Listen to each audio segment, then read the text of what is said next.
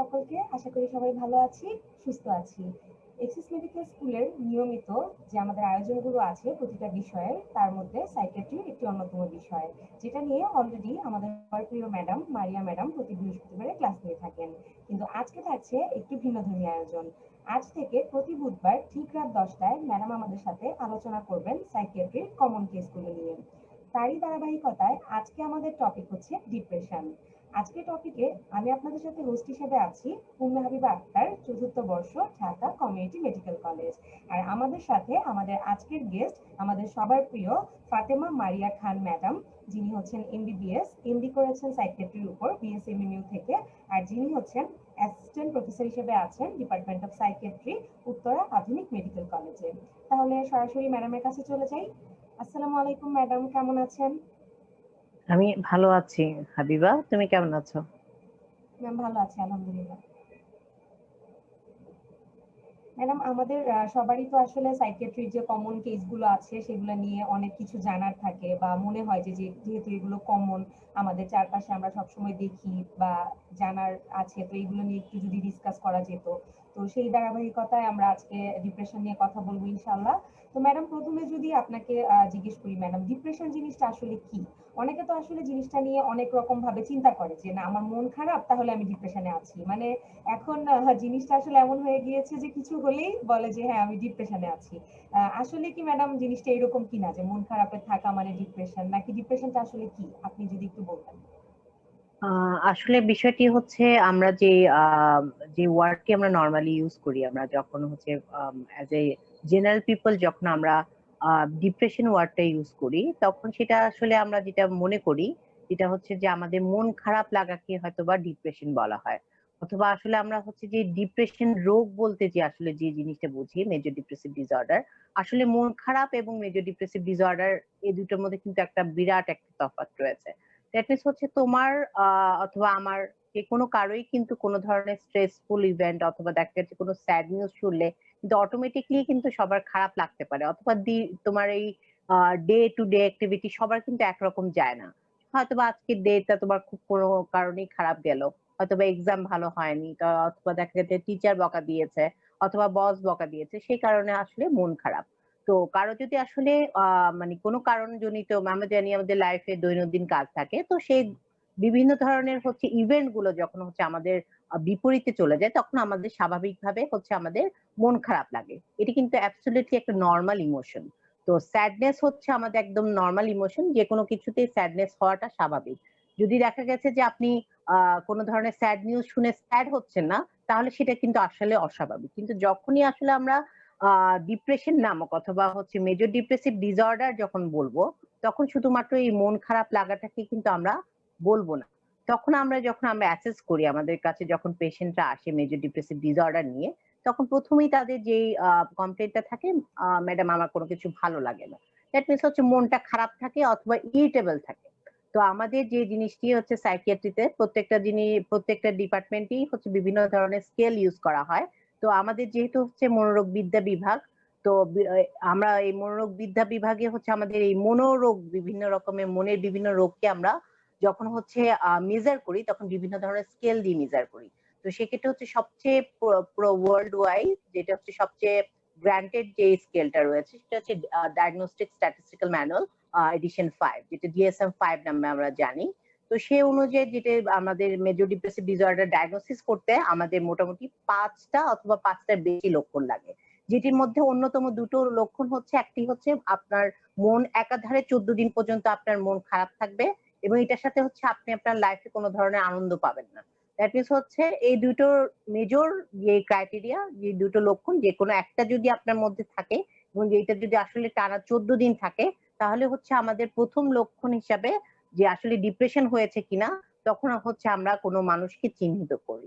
এটার সাথে হচ্ছে আমরা আরো 4টা ক্রাইটেরিয়া আমরা নরমালি মানে আমরা দেখি, যে সেটার সাথে হচ্ছে অনেক সময় দেখা যাচ্ছে অনেকে ঘুমের সমস্যা থাকে, ঘুম হয় না, অথবা দেখা যাচ্ছে অনেকে বেশি ঘুম হয়, যে হচ্ছে খাবারের অনীহা আসে, অথবা দেখা যাচ্ছে যে অনেকে ডিপ্রেশনে ভুগলে বেশি বেশি করে খায়। দ্যাট মিনস হচ্ছে আপনার রুচি কমেও যেতে পারে, রুচি অনেক পরিমাণ বেড়ে যেতে পারে, নেগেটিভ থিঙ্কিং আসবে আপনার ভিতরে। এবং হচ্ছে আপনার যে হচ্ছে মনোসংযোগ, অথবা যেটা হচ্ছে আমরা জানি যখন হচ্ছে আমাদের একাধারে মন যখন খারাপ থাকে, অথবা আমাদের মুড খারাপ থাকে তখন হচ্ছে আমরা আমাদের কনসেন্ট্রেশনটা দিতে পারি না। দ্যাট মিনস হচ্ছে কোনো কারণে দেখা যায় যে আপনি 14 দিন অথবা 14 দিনের অধিক কোনো কারণে আপনি কনসেন্ট্রেশন দিতে পারতেছেন না, এটাও কিন্তু মেজর ডিপ্রেসিভ ডিসঅর্ডারের একটি লক্ষণ। আর এটার সাথে হচ্ছে আমরা দেখি যে সুইসাইডাল অ্যাটেম্প আছে কিনা, সুইসাইডাল আইডিয়াস আছে কিনা, কোনো কারণে গিলটি ফিলিংস আছে কিনা, অথবা দেখা যায় যে শরীরে কোনো অবসাদ আছে কিনা।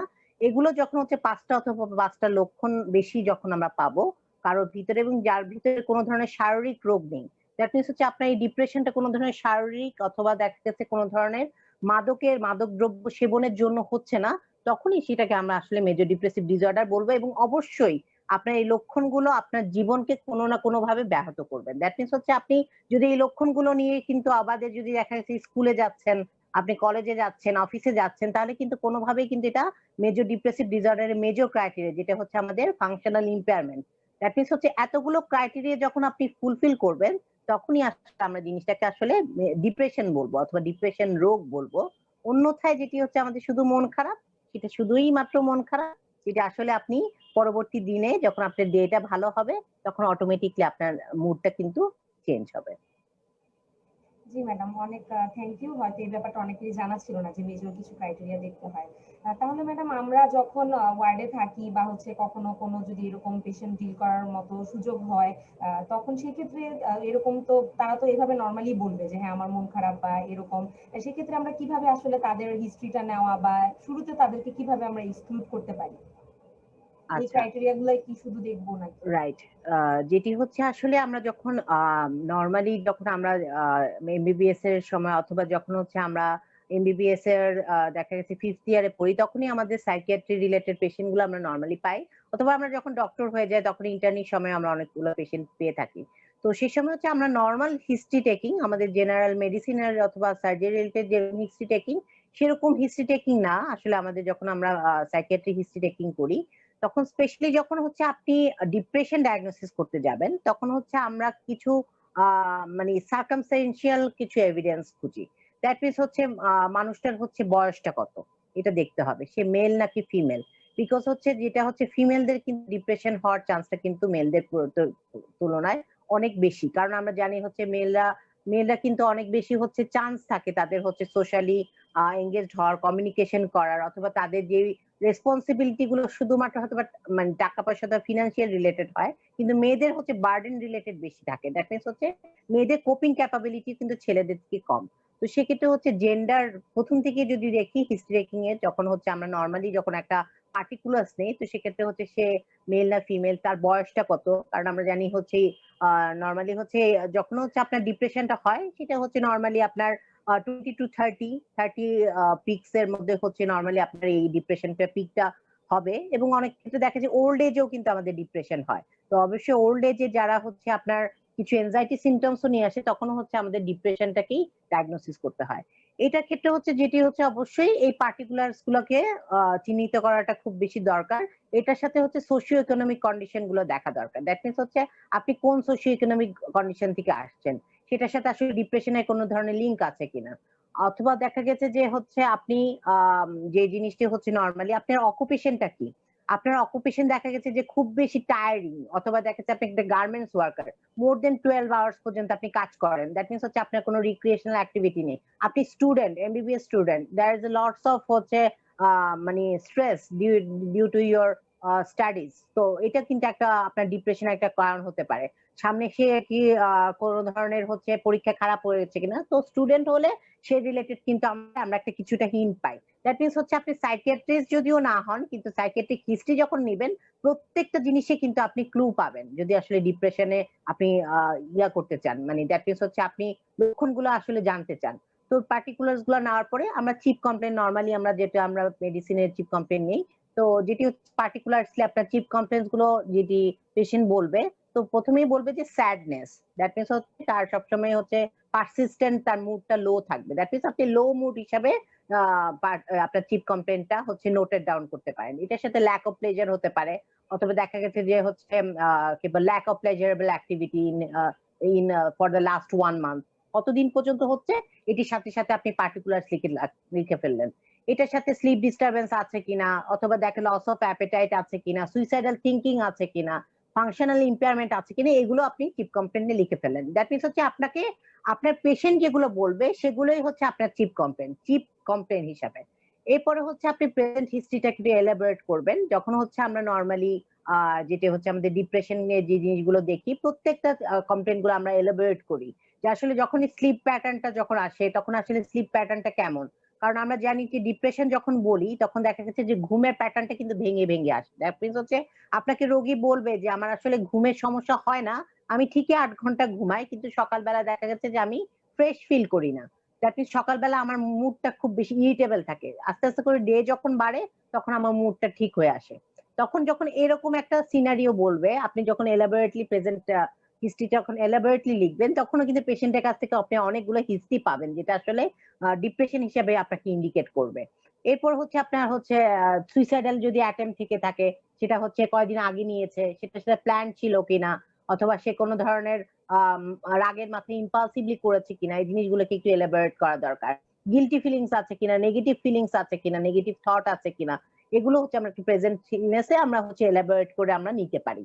পাস্ট ইলনেসে আমরা দেখবো যেহেতু হচ্ছে মেজর ডিপ্রেসিভ ডিসঅর্ডার একটা এপিসোডিক মানে সাইকিয়াট্রিক ডিসঅর্ডার, বারবার হয়।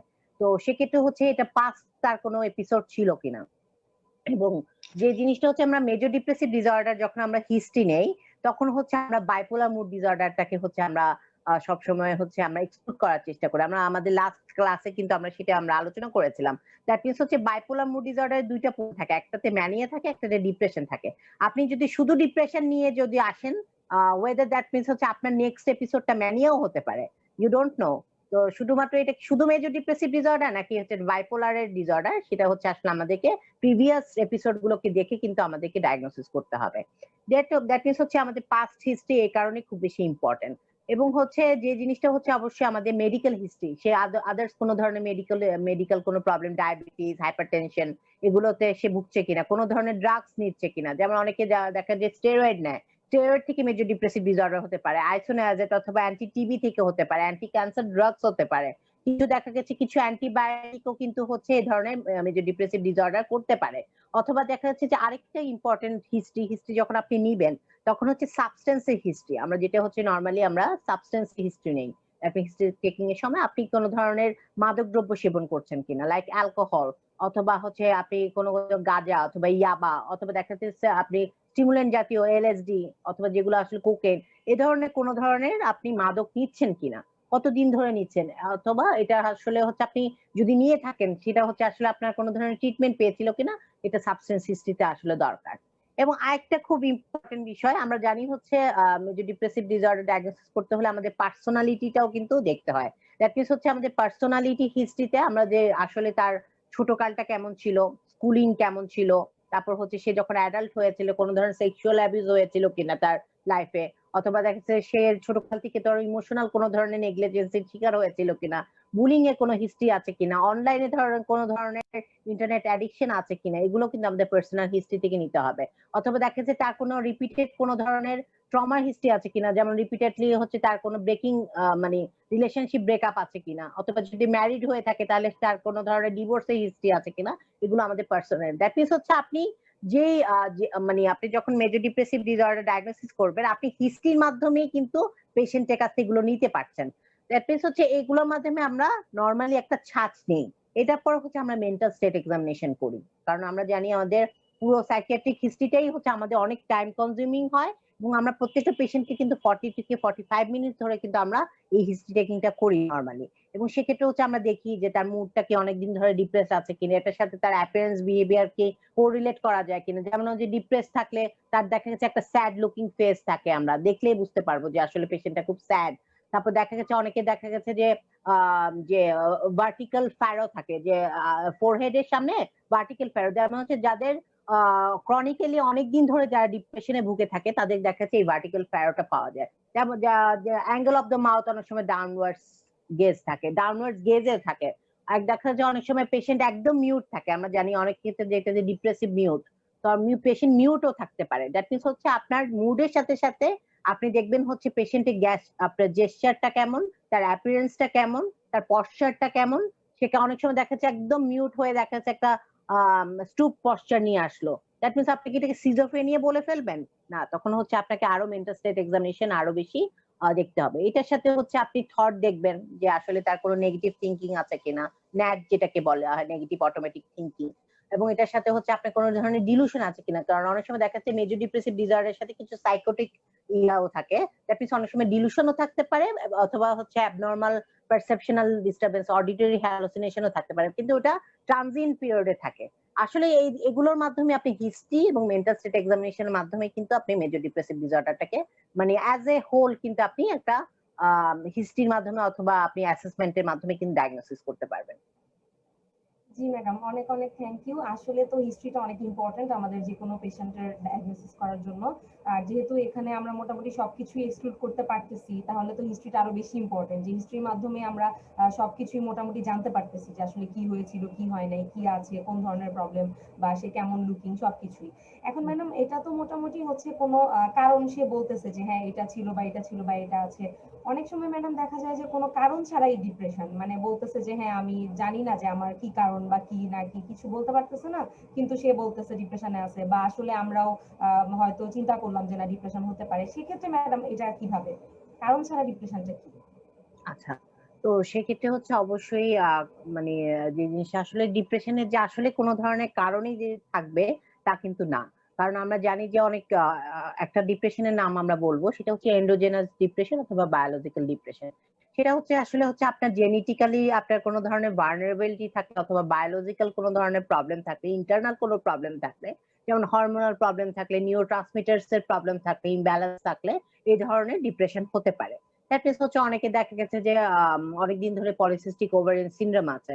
তো অনেকে দেখা গেছে থাইরয়েড এর প্রবলেম আছে। অনেকে দেখা যাচ্ছে ডায়াবেটিস আছে। তো তাদের ক্ষেত্রে দেখা যায় যে হচ্ছে আপনার যখন ইনিশিয়াল পিরিয়ডে আসলে কোনো ধরনের কোনো কজ নেই। যেমন হচ্ছে ডিপ্রেশন যখন আমরা ইয়ে করি তখন আমরা ইভেন্ট গুলো আসলে এক্সক্লুড করার চেষ্টা করি। Specially exit event. যেমন হচ্ছে কোনো ধরনের লস আছে কিনা, ফিনান্সিয়াল লস আছে কিনা, অথবা ব্রেকআপ আছে কিনা, কেউ মারা গেছে কিনা, কেউ অসুস্থ কিনা, ইটসেলফ হচ্ছে কোনো বাচ্চার কোনো প্রবলেম আছে কিনা। দেখা যাচ্ছে অনেক ধরনের মানে অনেক অনেক প্যারেন্টস দীর্ঘদিন ধরে দেখা গেছে যে একটা মানে অসুস্থ বাচ্চাকে সে রেয়ার করছে, সে ধরনের কেয়ার গিভার কিনা। তো এই জিনিসগুলো কিন্তু আমাদেরকে আমরা এক্সক্লুড করি এই ইভেন্ট গুলো। তো আসলে অনেক সময় দেখা যায় যে আসলে এই ধরনের যখন হিস্ট্রি টেকিং করি, তো কোনো ধরনের হচ্ছে কোনো এভিডেন্স মেজর ডিপ্রেসিভ ডিসঅর্ডারের জন্য যায় না। বাট হচ্ছে তার সিমটমস গুলো হচ্ছে এক্স্যাক্টলি সেটা হচ্ছে তার ডিপ্রেশনের সাথে মিমিক করছে, এবং তখন হচ্ছে আমরা কিছু তাদেরকে টেস্ট দেই। তো সেক্ষেত্রে হচ্ছে আমরা রুটিন টেস্ট গুলো করি, যেটা হচ্ছে আমরা ব্লাড টেস্ট গুলো করি। সেটার সাথে স্পেশালি আমরা হচ্ছে থাইরয়েড এক্সামিনেশনটা করতে দিই। স্পেশালি হচ্ছে আমাদের হচ্ছে টিএসএইচ, ফ্রি টি ফ্রেন্ড টি3। তো তখন হচ্ছে আমাদের থাইরয়েড অ্যাবনর্মালিটি হলে সেটা আমরা পেয়ে যাই। অনেক সময় যদি হচ্ছে আমাদের পলিসিস্টিক ওভারিয়ান ডিজিজ যদি থাকে, সেক্ষেত্রে হচ্ছে আমরা আলট্রাসোনোগ্রাফি করি মানে লোয়ার অ্যাবডোমেনে, to exclude any kind of cyst. এটার সাথে আমরা কিছু পরীক্ষা নিরীক্ষা করি, এফএসএইচ, এলএইচ দেখি, প্রোল্যাকটিন লেভেল দেখি। তো এটার সাথে হচ্ছে আরো কিছু জিনিস যখন হচ্ছে আমরা আসলে কোনো ধরনের ব্রেন রিলেটেড কোনো ধরনের প্রবলেম আছে কিনা। অনেক সময় দেখা গেছে যে হচ্ছে কিছু নিউরো এন্ডোক্রাইন টিউমার থাকে, তো সেগুলো থেকেও আসলে এই ধরনের প্রবলেম হতে পারে। তো সিটি স্ক্যান আর এমআরআই অফ দ্য ব্রেইন কিন্তু আমরা সাজেস্ট করি। তো এইসবের মাধ্যমে আসলে আমরা যে এন্ডোজেনাস ডিপ্রেশন যদি থেকে থাকে অথবা আপনার বায়োলজিক্যাল কোনো প্রবলেমের জন্য যদি আসলে আপনার এই প্রবলেম গুলো থেকে থাকে, তাহলে কিন্তু আপনার কারণ ছাড়াই কিন্তু ডিপ্রেশন হবে। তো সেক্ষেত্রে হচ্ছে অবশ্যই কারণটাকে আমাদেরকে প্রথমে ট্রিট করতে হবে।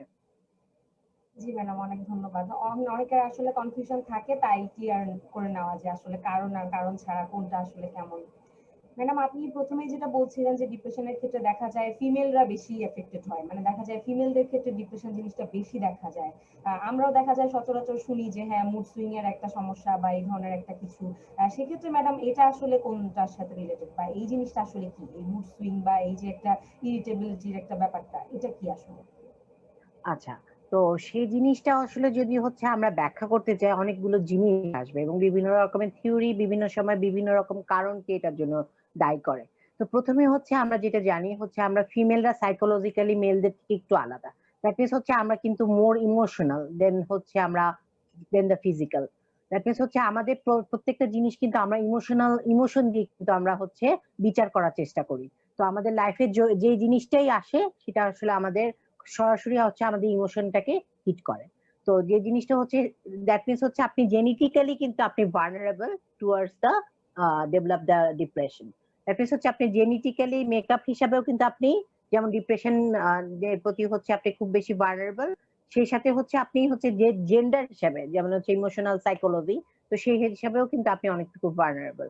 আরেকটি হচ্ছে আমাদের যে যে লাইফ ইভেন্টস গুলো আছে, আমাদের কিছু কিছু লাইফ ইভেন্টস আসলে আমাদের ডিপ্রেশনের জন্য দায়ী। যেমন হচ্ছে অনেক মেয়েরা যেটা হচ্ছে যে অনেকে দেখা গেছে যে অনেক দিন মানে পড়াশোনা করার পরেই বিয়ের পরে হচ্ছে যে স্ট্রেসফুল লাইফ ইভেন্ট আসে, নতুন কোনো একটা ঘরের দায়িত্ব নিতে হয়।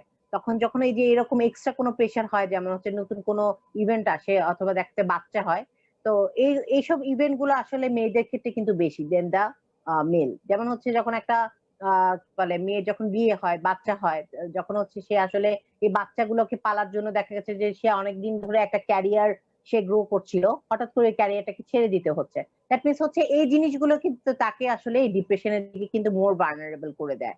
তো এই জিনিসগুলো আসলে বিভিন্ন ধরনের থিওরিতেও কিন্তু উঠে এসেছে। তো সেক্ষেত্রে হচ্ছে যারা হচ্ছে হাউস ওয়াইফ, যাদের হচ্ছে তিনটা অথবা তিনটার বেশি বাচ্চা আছে, যাদের বয়স হচ্ছে 11 বছরের নিচে, এবং জানি ছোট ছোট বাচ্চাদেরকে রেয়ার করা ওটা কিন্তু একটা স্ট্রেসফুল একটা ইভেন্টের মধ্যে পড়ে। এবং অবশ্যই যে জিনিসটা হচ্ছে মেয়েদের কোপিং ক্যাপাবিলিটি ছেলেদের থেকে অনেকটুকু কম। দ্যাট মিনস হচ্ছে মেয়েদের যে জিনিসটা হচ্ছে যে যেহেতু ওরা অতিরিক্ত পরিমাণ ইমোশনাল, এবং যে জিনিসটা আমাদের সামাজিক ভাবে আমরা যেহেতু আমাদের পুরুষতান্ত্রিক সমাজ, তো সেক্ষেত্রে মেয়েদের যে ইমোশনটাকে ভেন্টিলেশন করার যে সুযোগগুলো, সেই সুযোগগুলো কম থাকে। এবং সুযোগগুলো কম থাকার জন্য তাদের ভিতরে যে ইমোশনাল কোপিং ক্যাপাবিলিটি যে স্কিলটা গড়ে ওঠার কথা, সেটা কিন্তু ঠিকভাবে এই এশিয়ান সাবকন্টিনেন্টাল গুলোতে কিন্তু অনেকটুকু কম। দ্যাট মিনস হচ্ছে এই কারণে কিন্তু দেখা গেছে যে মেয়েরা একটা সার্টেন পিরিয়ড অফ টাইম যখন হচ্ছে বিয়ে হয়, বাচ্চা হয়, তখন দেখা যাচ্ছে হরমোনাল কিছু কারণে তো অবশ্যই যে জিনিসটা হচ্ছে আমরা জানি যে যখন হচ্ছে রিপ্রোডাক্টিভ পিরিয়ডে থাকে, তখন দেখা যাচ্ছে প্রিমেনস্ট্রাল সময়, অথবা দেখা যাচ্ছে বাচ্চা হওয়ার পরে পোস্টমেনোপজাল সময়, যেটি হচ্ছে পোস্টপার্টামের সময় অথবা পেরিমেনোপজালের সময় হরমোনাল জনিত কারণে কিন্তু সে ডিপ্রেশন হচ্ছে। That is hormonal. এবং এটার সাথে সাথে তার স্ট্রেসফুল লাইফ ইভেন্ট এবং স্টিগমাটাইজড সমাজ, এটা কিন্তু আসলে আমাদের ডিপ্রেশনের জন্য দায়ী। জি ম্যাডাম, অনেক অনেক থ্যাংক ইউ। ম্যাডাম, তাহলে এই যে প্রিমেনস্ট্রুয়াল যে ডিপ্রেশনটা, এটা তো বেসিক্যালি আমাদের সবারই কমনলি অনেক ফেস করতে হয়, দেখা যায় যে তো এটার ক্ষেত্রে ম্যাডাম কিভাবে ডিল করতে পারে, বা এটা আসলে এটা কি অ্যাকচুয়ালি কোনো মানে চিন্তার বিষয় কিনা, নাকি আসলে নর্মাল একটা জিনিস? এই ডিপ্রেশনটা আসলে কেমন? আচ্ছা, যেটি হচ্ছে আমাদের প্রিমেনস্ট্রুয়াল কিছু সিম্পটমস হয়। তো সেই ক্ষেত্রে হচ্ছে অনেক সময় দেখা যায় যে আপনার মাসিক অনসেট হওয়ার, যেটি হচ্ছে আমাদের নরমাল যে 28 দিনের সাইকেল, তো আপনার সাইকেলটা হচ্ছে 28 হোক অথবা 30 হোক অথবা 45 ডেজ হোক, হোয়াটএভার। তো আপনার অনসেটটা শুরু হয় 7 ডেজ অথবা 10 ডেজ আগ থেকে এই সমস্যাটা শুরু হয়। তো যে জিনিসটা দিয়ে শুরু হয়, প্রথমে হচ্ছে তার মুড দিয়ে শুরু হয়। ইরিটেবল মুড অথবা স্যাড মুড, কোনো কারণ নাই, তারপরও সেই ইরিটেবিলিটি শো করছে। দ্যাট মিনস হচ্ছে আমরা জানি যে হচ্ছে মেনস্ট্রুয়াল পিরিয়ডে যখন হচ্ছে মেনস্ট্রুয়েশনটা হয়, তখন হরমোনাল লেভেলটা আস্তে আস্তে করে ডিক্লাইন হয়ে যায়। দ্যাট মিনস হচ্ছে আপনার শরীরে যে ইস্ট্রোজেন প্রজেস্টেরন আছে, সেটা আস্তে আস্তে করে কমে যায়। যখন একদম লো হয়ে যাবে, দ্যাট মিনস হচ্ছে তখন কিন্তু আমরা জানি এই হরমোন গুলো ইস্ট্রোজেন প্রজেস্টেরন কিন্তু আমাদের যেটি হচ্ছে আমাদের ব্রেইনের সাথে কিন্তু রিলেটেড, দ্যাট মিনস নিউরোকেমিক্যালস এর সাথে রিলেটেড। এবং এটার সাথে হচ্ছে আমাদের অ্যান্টি পিটুইটারি পোস্টিরিয়র পিটুইটারি কিন্তু যুক্ত, এবং এটার সাথে হাইপোথ্যালামাস যুক্ত। তো এগুলো হচ্ছে নরমালি আমাদের ব্রেইনের যে নিউরোকেমিক্যালস গুলো আমাদের মুডটাকে নরমালি আমাদেরকে মুডটাকে নরমাল রাখে। যেমন ডোপামিন এবং সেরোটোনিন যদি আপনার ব্রেইনে এবং নন এপিনেফ্রিন যদি সমতা থাকে আর কি, দ্যাট মিনস হচ্ছে বেশিও না কমও না, তখন হচ্ছে আপনার মুডটা স্টেবল থাকে। তো কোনো কারণে হচ্ছে দেখা যাচ্ছে যে এই যে মানে দেখা যায় ইস্ট্রোজেন প্রজেস্টেরন কমে যাওয়ার জন্য অনেক সময় দেখা যাচ্ছে যে আমাদের শরীরে সেরোটোনিন লেভেলটা কমে যায়, ডোপামিন লেভেলটা কমে যায়। দ্যাট মিনস হচ্ছে ডোপামিনটা হচ্ছে আমাদের আনন্দের হরমোন। দ্যাট মিনস হচ্ছে আপনার শরীরে যখন বেশি ডোপামিন থাকবে, আপনি খুব বেশি আনন্দ থাকবেন। তো যখনই ডোপামিন অথবা সেরোটোনিন আপনার শরীরে কমে যাবে, যেটা হচ্ছে result of estrogen and progesterone, তখন এই ধরনের এই প্রবলেম গুলো শুরু হবে। তো সেক্ষেত্রে ইরিটেবল মুড হতে পারে, স্লিপ ডিস্টারবেন্স হতে পারে, ক্রাইং স্পেল, অস্থায়ী কোনো কারণে কাঁদতেছে। তো অনেক সময় দেখা যাচ্ছে হাজবেন্ডরা অনেক সময় খুব বেশি ওয়ারিড হয়ে আসে যে আমার ওয়াইফ প্রায় সময় হচ্ছে মেনস্ট্রুয়েশনের আগে এই প্রবলেম গুলো ফেস করে। তো অনেক সময় দেখা যাচ্ছে যে খুব বেশি অনেক সময় অ্যাঙ্গার শো করে, অ্যাগ্রেশনও নিয়ে আসে মাঝে মধ্যে। তো এই জিনিসটা আমি যারা হয় তাদেরকে আমি বলবো, তো সেক্ষেত্রে হচ্ছে দুইটা উপায়। একটা হচ্ছে আপনি আসলে কোনো ধরনের আপনার মেনস্ট্রুয়াল ইরেগুলারিটি আছে কিনা, সেটা আসলে আপনাকে এক্সক্লুড করতে হবে, অথবা আপনার কোনো ধরনের গাইনোকোলজিক্যাল প্রবলেম আছে কিনা সেটা দেখতে হবে। তো সেক্ষেত্রে হচ্ছে আপনি প্রিমেনস্ট্রুয়াল সিমটমস গুলো যখন আপনি ইরিটেবল মুডটা হবে অথবা আপনি স্লিপ ডিস্টারবেন্সটা করবেন, তো সেই সময় হচ্ছে আপনার সবচেয়ে best way to cheer up your mood হচ্ছে এক্সারসাইজ। দ্যাট মিনস হচ্ছে আপনি ওই টাইমটাতে যদি হচ্ছে একটু মাইল্ডলি আপনি 40 মিনিট যদি একটু ঘাম ঝরিয়ে হাঁটেন, একটু অবশ্যই আপনার কাছে একটু খারাপ লাগবে, কারণ প্রিমেনস্ট্রুয়াল সিমটমস গুলো একটু মাঝে মধ্যে খুব ইরিটেবল হয়। তো সেক্ষেত্রে আপনি যদি একটু মাইল্ড এক্সারসাইজ করেন, ঘরে বসে আপনি যদি ফ্রি হ্যান্ড এক্সারসাইজ করেন অথবা শুধুমাত্র হাঁটেন, তাও কিন্তু আপনার এই মুডটা কিন্তু আবার কিন্তু চিয়ার আপ হবে। এবং সেকেন্ড যে জিনিসটা হচ্ছে আপনার deep breathing exercise. That means হচ্ছে আপনি যখনই হচ্ছে আপনার মুডটা খারাপ হতে থাকবে, আপনি জানেন যে 7 দিন পর 10 দিন পর আপনার সমস্যাটা আপনি কমে যাবে, যখন হচ্ছে আপনার হরমোন লেভেলটা আবার ঠিক হয়ে আসবে, আপনার মুডটাও ঠিক হয়ে আসবে। তো সেক্ষেত্রে হচ্ছে অবশ্যই আপনার খুব বেশি ওয়ারিড হওয়ার দরকার নাই। তো সেক্ষেত্রে হচ্ছে আপনি একটু বেশি করে পানি খাবেন অথবা হচ্ছে সেই সময় একটু হেলদি খাবার খাওয়ার চেষ্টা করবেন, যেমন হচ্ছে একটু ডিম, দুধ, এগুলো যেগুলোতে আসলে সুষম খাবার, সেগুলো অনেক সময় দেখা যাচ্ছে ফুডটাও কিন্তু আমাদের মুডের সাথে কিন্তু রিলেটেড। তো এই সময় হচ্ছে একটু ভাজা পোড়া কম খাওয়া অথবা দেখা গেছে একটু স্পাইসি ফুড কম অ্যাভয়েড, মানে এগুলো অ্যাভয়েড করলে কিন্তু আপনার মুডটা কিন্তু আপনি নরমাল রাখতে পারবেন। এবং এটার সাথে যদি আসলে আপনি এই সময় মানে এগুলো এই টিপস গুলো যদি হচ্ছে মেনটেন করার পর যদি দেখছেন যে এটা পারসিস্টেন্টলি আপনার হচ্ছে প্রত্যেকটা মাসেই হচ্ছে এবং এটা কোনো না কোনো ভাবে আপনাকে ফাংশনাল ইম্পেয়ারমেন্ট করছে, তো you should consult to an psychiatrist. এবং সেই অনুযায়ী যদি আপনি মুড স্টেবিলাইজার নিয়ে থাকেন, তাহলে হচ্ছে নিশ্চিত যে এটা 2 থেকে 3 মাসের মধ্যে আপনার সব প্রবলেমটা সলভ হয়ে যাবে। জি ম্যাডাম, অনেক অনেক থ্যাংক ইউ, কারণ এটা আসলে একটা কমন প্রবলেম যেটা মোটামুটি সবার মধ্যেই অনেক বেশি দেখা যায়।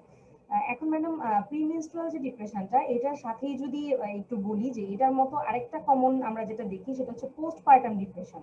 তো সেটা ম্যাডাম আসলে কেমন, বা সেটার আসলে ক্রাইটেরিয়া গুলা কি, বা সেটাকে কিভাবে ডিল করতে পারি আমরা? আচ্ছা, যেটি হচ্ছে আসলে পোস্টপার্টাম ডিপ্রেশন আসলে জিনিসটা আসলে খুবই কমন, কারণ আমরা জানি যে প্রত্যেকটা মেয়েকে কিন্তু হচ্ছে বিয়ের পরে হচ্ছে বাচ্চা হওয়ার যে স্বাদটা, এটা কিন্তু প্রত্যেকটা মেয়েকে কিন্তু কম বেশি করতে হয়। তো যে জিনিসটা হচ্ছে পোস্টপার্টাম ডিপ্রেশন জিনিসটা আসলে মানে ইনিশিয়ালি বাচ্চা হওয়ার পরে আমরা জানি নরমালি যেটা হচ্ছে বাচ্চার ভূমিষ্ঠ হওয়ার 2 সপ্তাহের মধ্যে আমাদের নরমাল একটা স্যাডনেস আসে। কারণ হচ্ছে আমরা জানি প্লাসেন্টা বাচ্চা প্রায় 10 মাস 10 দিন আমাদের গর্ভে থাকে। তো হঠাৎ করে যখন প্লাসেন্টাটা রিমুভ হয়, বাচ্চাটা রিমুভ হয়ে যায়, আমাদের শরীরে আবারও সেই একই রকম ভাবে হরমোনাল ড্রপ হয়। তো হরমোনাল ড্রপটা হওয়ার জন্য হচ্ছে আমাদের যে মস্তিষ্কে যে নিউরোকেমিক্যালস গুলো সেগুলো আবার ইমব্যালেন্স হয়ে যায়। এটার সাথে যোগ হয় হচ্ছে আমাদের এক্সট্রা বার্ডেন, যেমন হচ্ছে বাচ্চাকে কেয়ার করা অথবা হচ্ছে রাত জাগা, ঘুম না হওয়া, হ্যাঁ? তো অনেক সময় দেখা গেছে যে বাচ্চাকে দুধ খাওয়ানো, এগুলো কিন্তু আসলে স্ট্রেস। তো সেটা হচ্ছে আসলে মা যখন হচ্ছে কিভাবে বাচ্চাটা হয়েছে সেই জিনিসটা কিন্তু দেখা দরকার। তো পোস্টপার্টাম ডিপ্রেশনটা আসলে নরমাল ডেলিভারি থেকেও স্পেশালি হচ্ছে সিজারিয়ান ডেলিভারি বাচ্চাগুলোর মধ্যে বেশি দেখা যায়, বিকজ এটা কিন্তু একটা সার্জিক্যাল ট্রমা এবং সেই ক্ষেত্রে হচ্ছে মায়ের কিন্তু পর্যাপ্ত পরিমাণ রেস্ট দরকার। তো ওই টাইমটাতে হচ্ছে নরমালি প্রত্যেকটা মায়ের যেটা হরমোনাল ড্রপ হওয়ার জন্য একটা কন্ডিশন হয়, যেটা আসলে স্যাড মুডের সাথে খুব বেশি মিমিক করে অথবা ডিপ্রেশনের সাথে খুব বেশি মিমিক করে। 14 দিন পর্যন্ত দেখা যাচ্ছে সে খুব বেশি কান্নাকাটি করছে, কোনো কিছু সে কেয়ার করছে না, বাচ্চাকে হয়তো বা দেখা যাচ্ছে যে দুধ খাওয়াচ্ছে তো দুধ খাওয়াচ্ছে না, বুঝতে পারছে না, যা দেখা যাচ্ছে কনফিউশন স্টেটে আছে। তো সেই জিনিসটাকে অ্যাবসলিউটলি একটা নরমাল কন্ডিশন, যেটাকে বলা হয় পোস্টপার্টাম ব্লু।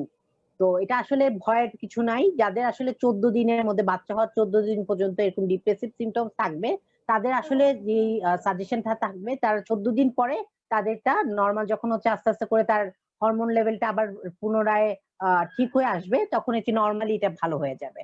তখন হচ্ছে আসলে এই টাইমটাতে হচ্ছে একটু মানে হাজবেন্ডকে একটু সাপোর্টিভ হতে হবে, পরিবারকে একটু সাপোর্টিভ হতে হবে, বাচ্চাটাকে একটু মানে টেক কেয়ার করার জন্য হচ্ছে তাকে একটু হেল্প করতে হবে অথবা তাকে একটু রেস্ট দেওয়ার চান্স দিতে হবে। তাহলে কিন্তু পোস্টপার্টাম ব্লুটা কিন্তু ইজিলি চলে যায়।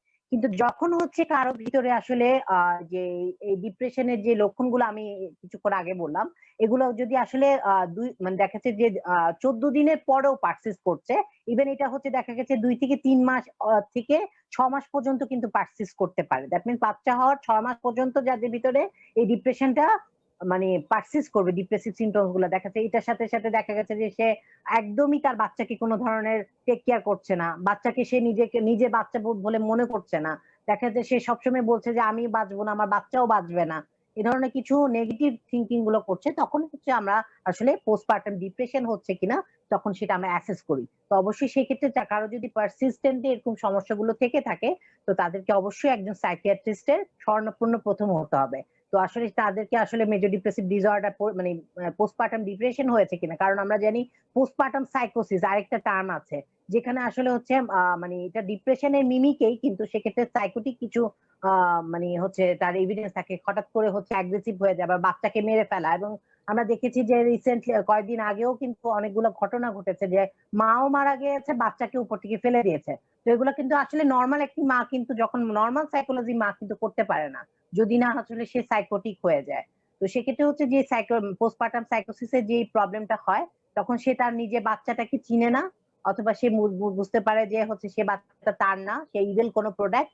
এই কারণে হচ্ছে সে বাচ্চাটাকে মেরে ফেলতে চায় এবং নিজেও পরে পরবর্তীতে যখন বুঝতে পারে তখন নিজেকে হার্ম করার চেষ্টা করে অথবা সুইসাইড করে ফেলে।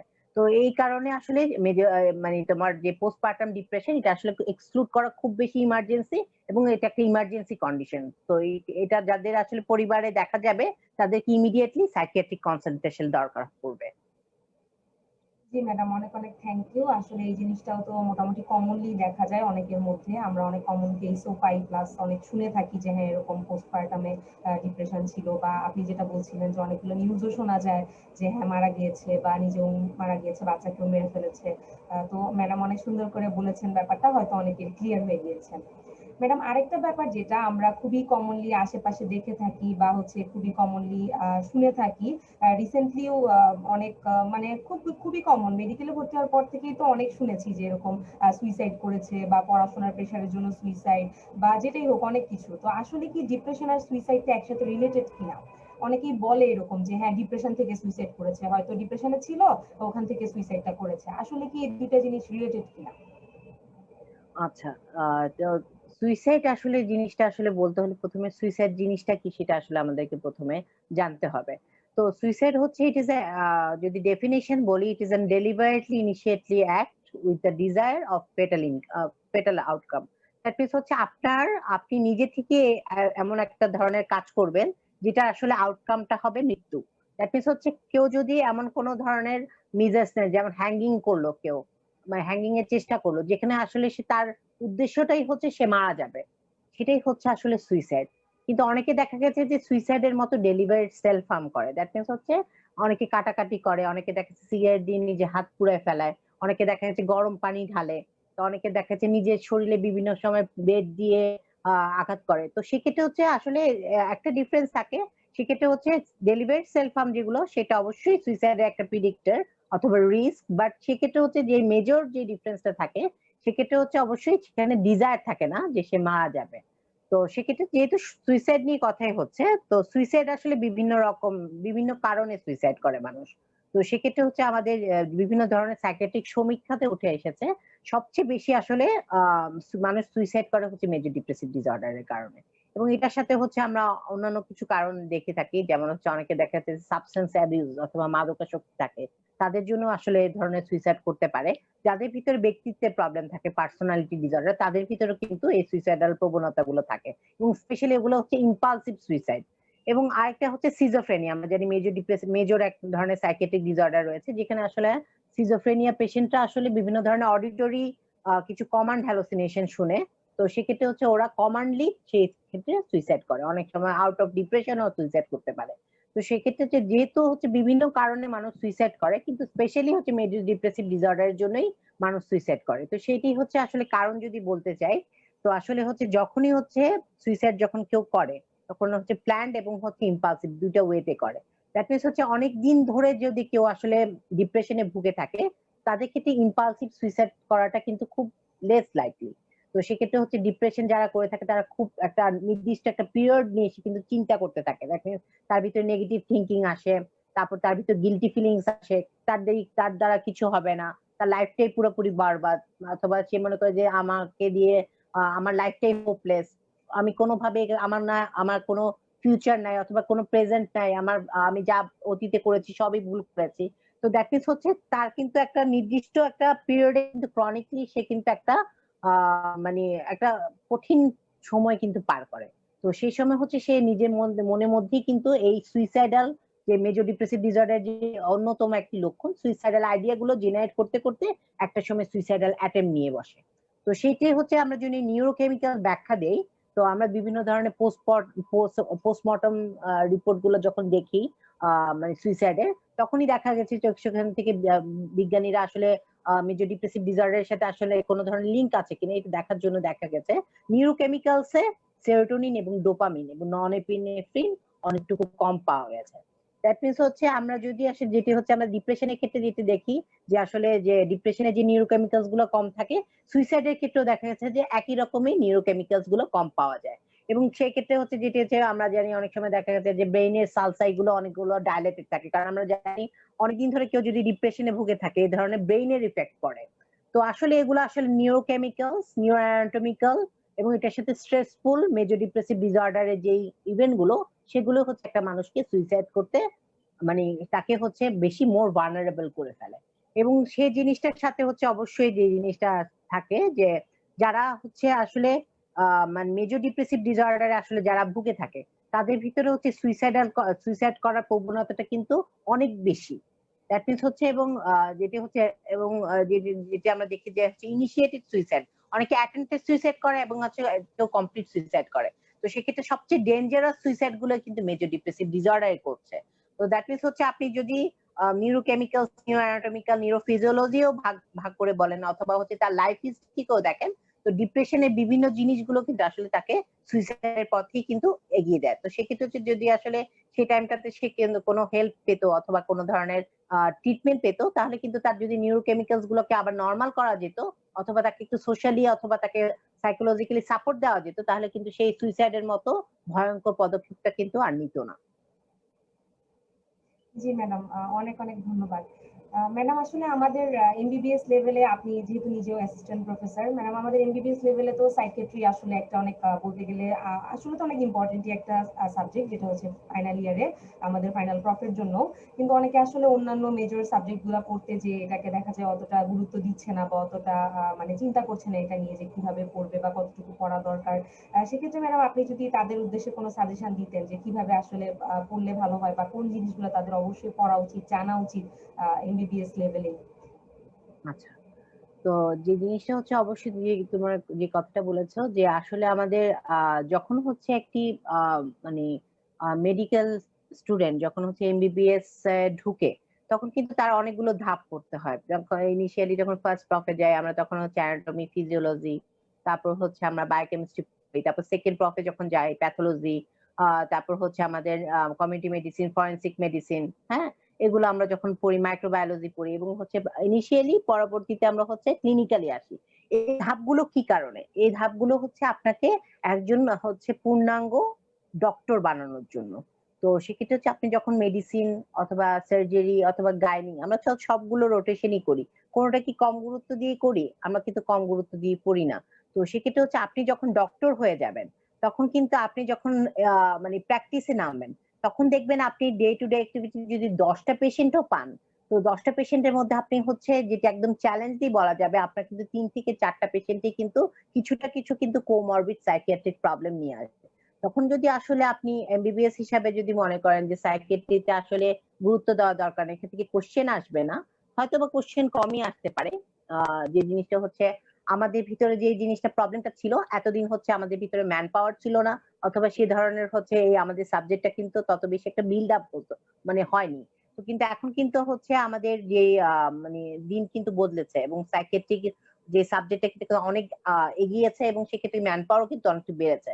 তো সেক্ষেত্রে হচ্ছে অবশ্যই সেখানে আসলে শিখার কিন্তু অনেক কিছু আছে এবং যে জিনিসটা হচ্ছে আপনি ডে টু ডে একটা মেডিসিন যখন হচ্ছে পেশেন্ট দেখবেন, তখন একটা প্যানিক ডিসঅর্ডার যদি আসলে আপনি না জানেন অথবা প্যানিক অ্যাটাক যদি না জানেন, তাহলে আপনি কিন্তু ডিফারেন্সিয়েট করতে পারবেন না যে এটা আসলে আপনি মায়োকার্ডিয়াল ইনফাকশন কিনা, এটা হচ্ছে জিআইটি আপসেট কিনা, নাকি এটা শুধুমাত্র হিস্টেরিয়া, এটা কিন্তু আপনি বুঝতে পারবেন না। অথবা দেখা গেছে যে এটাকে আসলে প্যানিক অ্যাটাক কিনা, সেটা আপনি ডিফারেন্সিয়েট করতে পারবেন না। অনেক সময় দেখা যাচ্ছে রাতের বেলা আপনি ইমার্জেন্সি আপনি ইন্টার্নি হয়ে বসে আছেন, তো হঠাৎ করে রাতের বেলা দেখছে ফিট অ্যাটাক আসলো, দ্যাট মিনস রিপিটেড কনভালশন হচ্ছে। তা আপনি কি করবেন যদি আসলে কনভার্সন ডিসঅর্ডার আপনি না জানেন? তো সেক্ষেত্রে আপনি তো ডায়াজিপাম দিতে দিতে পেশেন্টকে মেরে ফেলবেন। তো সেক্ষেত্রে হচ্ছে অবশ্যই প্রত্যেকটা ডিজিজের ক্ষেত্রে আপনার কিন্তু মেডিসিন যদি আপনি স্পেশালি যদি মেডিসিন যান, সার্জারিতে অনেক সময় দেখা গেছে আপনার কাছে পেশেন্টটা নিয়ে আসবে হচ্ছে অনেক সময় মিমিক করে নিয়ে আসবে। যেমন যে জিনিসটা হচ্ছে অনেক সময় দেখা গেছে আমাদেরকে ম্যালিঙ্গারিং বলা হয়, যে জিনিসটা যে অনেক সময় হচ্ছে অনেক কিছু গেইন করার জন্য বিভিন্ন ধরনের সার্জিক্যাল প্রবলেম নিয়ে আসবে। সে দেখা গেছে সে উন নিয়ে আসলো। তো আপনি যদি সাইকিয়াট্রিক ম্যালিঙ্গারিং না জানেন, তো সেটা আপনি কিন্তু বুঝতে পারবেন না যে আসলে এটা কি আসলে ফেক নাকি আসলে মানে এটা রিয়েল কোন ধরনের প্রবলেম। তো অনেক সময় দেখা যায় যে সোমাটোফর্ম ডিসঅর্ডার, তো অনেক সময় দেখা যায় যে আপনি শারীরিক অনেক ধরনের সিমটমস নিয়ে আসতেছে, কিন্তু আপনি এতগুলো টেস্ট করাইলেন কিন্তু আসলে কোন ধরনের প্রবলেম কিন্তু আপনি পাচ্ছেন না। তো সেক্ষেত্রে হচ্ছে আপনি যদি সোমাটোফর্ম ডিসঅর্ডার গুলো সম্পর্কে আপনি জানা থাকে, তাহলে আপনি কিন্তু নিশ্চিত হলেন যে আসলে এই পেশেন্টটা মানে সোমাটোফর্ম ডিসঅর্ডার কিনা। এবং অনেক সময় দেখা যায় যে আইবিএস এর পেশেন্ট আসে, আইবিএস এর পেশেন্ট হচ্ছে রিপিটেডলি সে ডায়রিয়া নিয়ে আসতেছে, এবং যখনই হচ্ছে তার সামনে পরীক্ষা আসে তখনই হচ্ছে সেই ধরনের প্রবলেম গুলো বেড়ে যায়। তো আপনি যদি এই প্রবলেম গুলো যদি আসলে সাইকিয়াট্রিটা আপনি ভালো করে জানেন, আপনি মেডিসিনে যান, সার্জারিতে যান, গাইনিতে যান, এবং গাইনিতে পোস্টপার্টাম সাইকোসিস নিয়ে মানে গাইনোকোলজিস্টরা পাগল হয়ে যায়। তখন আসলে তাদের ওয়ার্ডে রাখবে নাকি হচ্ছে কেবিনে রাখবে নাকি ফেলে দিবে পেশেন্টকে, তখনও সে তা আসলে বুঝতে পারে না। তো তারা যদি আসলে পোস্টপার্টাম ডিপ্রেশন সম্পর্কে ধারণা থাকে, পোস্টপার্টাম সাইকোসিস সম্পর্কে ধারণা থাকে, তাহলে সেক্ষেত্রে হচ্ছে শুধুমাত্র একটা রেফারেলই কিন্তু যথেষ্ট একটা সাইকিয়াট্রিক কনসালটেশনের জন্য। তো অবশ্যই সেক্ষেত্রে হচ্ছে অবশ্যই মানে আপনাদের সাবজেক্ট অনুযায়ী আপনার থেকে কিন্তু ডক্টর হচ্ছেন, পূর্ণাঙ্গ আপনার জ্ঞান থাকতে হবে এভরিথিং এর উপরে। যখনই আপনি রোটেশনটা হবে, সাইকিয়াট্রি রোটেশনটা, সেই রোটেশনটা আপনি ঠিকভাবে করার চেষ্টা করুন। 15 দিন হোক, 20 দিন হোক, হোয়াট এভার। এবং সেক্ষেত্রে হচ্ছে আপনাদের যতটুকু পড়া দরকার, ডেভিডসনের সাইকিয়াট্রি যে অংশটা আমরা জানি, ওয়েস্টার্ন কান্ট্রি গুলোতে যখন আপনি ডক্টর হবেন, আপনি কিন্তু সাইকিয়াট্রি ছাড়া কিন্তু পাস করতে পারবেন না। বাংলাদেশে পার্সপেক্টিভে চেঞ্জ হবে অবশ্যই। এখন প্রত্যেকটা মেডিসিন পরীক্ষা যখন ফাইনাল প্রফ হয়, এখন যেহেতু হচ্ছে সাইকিয়াট্রিস্টরা অনেক বেশি এগিয়ে এসেছে এবং তারা হচ্ছে অনেক পোস্ট গ্রাজুয়েশন ডিগ্রিও নিয়েছে। তো তারা কিন্তু এখন শুধুমাত্র ওই হিস্টেরিয়া নিয়ে কিন্তু আপনাকে কোশ্চেন করবে না, তারা কিন্তু একটু ডিটেলসই যাবে। সিজোফ্রেনিয়া পেশেন্ট কি আপনি ডিল করেছেন কিনা, স্টেরয়েড সাইকোসিস ডিল করেছেন কিনা, এগুলো কিন্তু আপনাকে চলে যাবে। তো আসলে আপনি ওই জিনিসটাকে হেলাফেলা করলে কিন্তু আপনি ইজিলি কিন্তু পাস করে আসতে পারবেন না। তো ডেভিডসনের যে অংশটুকু আছে শুধু ওই অংশটুকুই পড়েন এবং চেষ্টা করেন কোরিলেট করার। প্রত্যেকটা পেশেন্টের ভিতরে আপনি সাইকিয়াট্রিক ছাপ পাবেন, সাইকিয়াট্রিক পেশেন্টের ছাপ পাবেন। এবং স্পেশালি যখন আপনি সাইকোলজিটা ভালো করে মানে বুঝবেন, সেটা কিন্তু স্পেশালি আপনি ডক্টর হিসাবে কিন্তু ভালোভাবে শাইন করতে পারেন। কারণ হচ্ছে ডক্টর হিসাবে কিন্তু আপনাকে এমপ্যাথি কিন্তু খুব বেশি জরুরি। তো এমপ্যাথি হচ্ছে এমন একটা গুণ একটা হচ্ছে ডক্টরের, যেটা হচ্ছে আপনি আপনার পেশেন্টের জায়গায় বসে তার প্রবলেম গুলো ফিল করতে পারবেন। তাহলে সেক্ষেত্রেও কিন্তু আসলে সাইকিয়াট্রির অনেকটুকু গুরুত্ব। তো অবশ্যই আমি আমার যারা দেখছেন, যে স্টুডেন্টরা দেখছেন ফাইনাল প্রফের জন্য, তাদেরকে বলবো যে সাইকিয়াট্রির যে রোটেশনটা, এটা হেলায় ফেলায় ক্যান্টিনে ওয়েস্ট না করে সেই টাইমটাতে আপনি মনোযোগ দিয়ে আপনারা মানে সেই টাইমটা আপনি রোটেশনটা কমপ্লিট করার চেষ্টা করেন। এবং যখন আপনি হচ্ছে ইন্টার্নি করবেন, তখন মেডিসিনের টাইমটা স্পেশালি আপনি 7 দিনের জন্য আপনি কিন্তু একটা যদি রোটেশন নিয়ে থাকেন, তাহলে কিন্তু আপনার আসলে আপনার ক্যারিয়ার ওরিয়েন্টেড আপনি অনেকটুকু শাইন করতে পারবেন। জি ম্যাডাম, অনেক অনেক ধন্যবাদ। ম্যাডাম, আমাদের লাইভে একজন একটা সমস্যা নিয়ে প্রশ্ন করেছেন। সে বলেছেন যে তার কাছাকাছি ইদানিং একটু জোরে কেউ কথা বললে কিংবা কোনো হর্নের শব্দ যদি সে শুনে থাকে, তাহলে সে মারাত্মক রেগে যায়। আর রেগে গিয়ে সে হচ্ছে রাগটাকে কন্ট্রোল করতে পারে না। আর কন্ট্রোল না করার কারণে যে সে অ্যাকশনটা করে, এটার জন্য পরবর্তীতে আবার তার মন খারাপ লাগে, সে ডিপ্রেশনে পড়ে যায়। এখন সে এটা নিয়ে কি করতে পারে? আচ্ছা, তার বয়স কি বলেছে? না মেল ম্যাডাম, ফিমেল? বয়স বলে নাই। আচ্ছা, আম, সম্ভবত মিডল এজেরই হবে বা কম এজের। উনি কি মেল না ফিমেল? মেল। মেল। আচ্ছা, যিনি আমাদের কোশ্চেন করেছে তাকে আমি বলবো ধন্যবাদ আপনার প্রশ্নটি করার জন্য। আপনি আসলে কতদিন ধরে এই প্রবলেমটা আসলে ফেস করছেন, সেটা যদি ডিউরেশনটা লিখতেন সেটা বেটার হতো।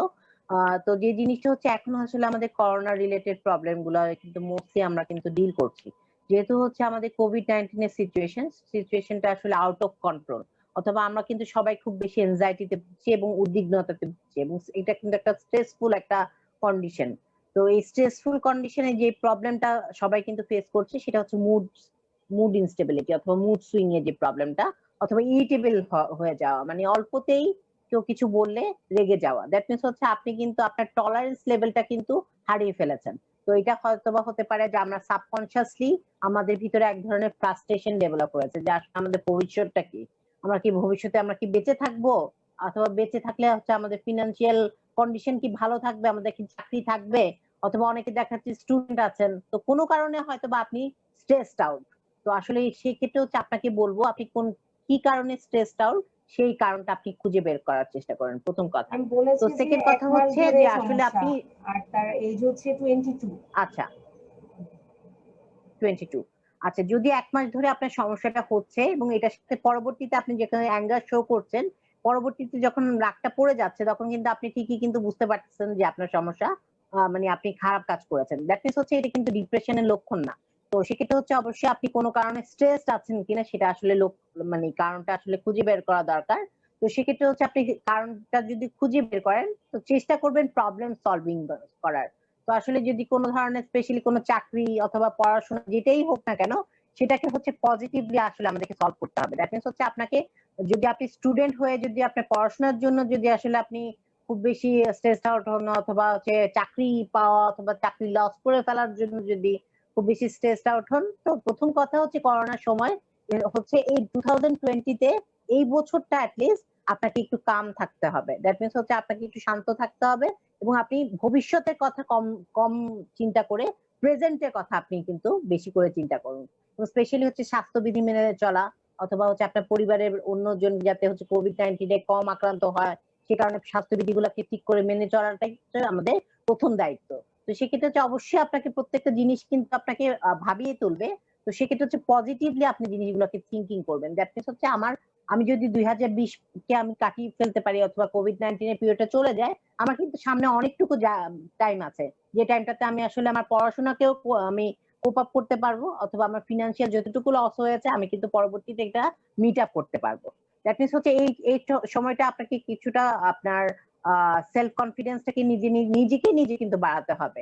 এবং সেটার সাথে হচ্ছে অবশ্যই আপনাকে যে জিনিসটা করতে হবে যে সবসময় আপনি, যেহেতু আপনার রাগের প্রবলেম হচ্ছে, তো সেক্ষেত্রে হচ্ছে আপনি সকালবেলা যদি একটু মেডিটেশন করেন, দ্যাট মিনস ঘুম থেকে ওঠার পরে আপনি 10 মিনিট কারোর সাথে কথা না বলে আপনি আপনার মানে চোখ বন্ধ করে লম্বা শ্বাস নিয়ে আপনি নিজের মাইন্ডটাকে কুল করার চেষ্টা করেন। কারণ অনেক সময় দেখা যায় যে আমরা যখন কোনো কারণে মানুষ খুব বেশি স্ট্রেসড আউট হয়, তখন মেডিটেশন করার মাধ্যমে কিন্তু মানুষ অনেকটুকু নিজেকে শান্ত করতে পারে। তো সেক্ষেত্রে হচ্ছে মেডিটেশন আপনাকে একটা ভালো ফল দিতে পারবে।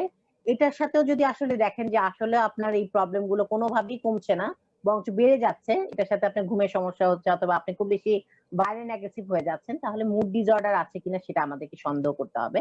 তো সেক্ষেত্রে যদি আসলে পারসিস্টেন্ট এবং পারভেসিভলি আপনার প্রবলেমটি আপনি ফেস করতে থাকেন, তো সেক্ষেত্রে একজন সাইকিয়াট্রিস্টের কনসালটেশন নিলে আই থিংক আপনি বেটার ফিল করবেন। জি ম্যাডাম, অনেক অনেক ধন্যবাদ। আশা করছি উনি ওনার প্রশ্নের উত্তরটা পেয়েছেন। আপনি এত সুন্দর করে গুছিয়ে বলেছেন। ম্যাডাম আসলে এই কথাটা একদম ঠিক, কারণ আজকে মোটামুটি গত 6 মাস ধরে আমরা সবাই মোটামুটি ঘরবন্দি, মানে আমাদের যে রেগুলার যে একটা লাইফ ছিল, সেটা ক্যাম্পাস বলি বা যেই রকমই ছিল, যাদেরই বাইরে জব ছিল সবারই তো এখন রেগুলার লাইফটা থেকে অনেকটা দূরে চলে আসছি আমরা। তো সেক্ষেত্রে আসলে ওই রিলেটেড একটা ডিপ্রেশন বা একটা টেনশন যে আসলে আমার কি হচ্ছে বা কি হবে ফিউচারে, 6 মাস অলরেডি জীবন থেকে চলে গেল। আমি নিজেও ম্যাডাম আমাদের মতো যারা স্টুডেন্ট আছে, আমাদের যেহেতু প্রফেশনাল পরীক্ষাটা হয়নি, আটকে গেছে, সেটা কবে হবে কোনো ঠিক নেই। এটা নিয়ে আসলে অনেকেই কমনলি একটু ডিপ্রেশনে পড়েই গেছে বলতে গেলে, মানে অনেকেরই অনেক চিন্তা হচ্ছে যে কি হবে, কবে হবে, হবে কিনা আদৌ, কিভাবে হবে, তারপরে আমরা কিভাবে কোপ আপ করবো সিচুয়েশনটার সাথে। তো এক্ষেত্রে ম্যাডাম আসলে তারা কিভাবে জিনিসটাকে কোপ আপ করতে পারে বা কিভাবে জিনিসটাকে আসলে পজিটিভলি হ্যান্ডেল করতে পারে এই যে এই চিন্তাগুলা থেকে যে কি হবে বা কি হচ্ছে। সেটা হচ্ছে প্রথম কথা হচ্ছে যে জিনিসটা আমি যেহেতু হচ্ছে মানে আপনারা যারা স্টুডেন্ট রয়েছেন সামনে প্রফ দিবেন এবং এই কোভিড-19 এর জন্য আসলে থেমে গিয়েছে যাদের পরীক্ষাগুলো, তাদের কিন্তু অবশ্যই হচ্ছে এটা কিন্তু একটা স্ট্রেসফুল অবস্থা। তো সেক্ষেত্রে হচ্ছে অবশ্যই এই জিনিসটা আসলে বুঝতে হবে যে এটা জেনারেলাইজ একটা কন্ডিশন। দ্যাট মিনস এটা শুধুমাত্র আপনার ক্ষেত্রে হচ্ছে না, সবার ক্ষেত্রেই হচ্ছে। যারা হচ্ছে দেখা যাচ্ছে এসএসসি এইচএসসি পরীক্ষার্থী তাদের ক্ষেত্রেও হচ্ছে, অনেকে দেখা যাচ্ছে এন্ট্রান্স এক্সাম দিবে সামনে, তারাও কিন্তু পিছিয়ে পড়ছে। তো আসলে এই বিষয়টা আসলে আমাদের হাতে নেই। প্রথম কথা একসেপ্ট করে নিতে হবে পজিটিভলি। দ্যাট মিনস হচ্ছে এই কন্ডিশনটা আমাদের হাতে নেই। দ্যাট মিনস হচ্ছে আমাদের যে জিনিস আমি প্রথমে বলেছি যে কোভিড-19 এর এই ইয়ারটা হচ্ছে আমাদেরকে সার্ভাইভাল এর ইয়ার।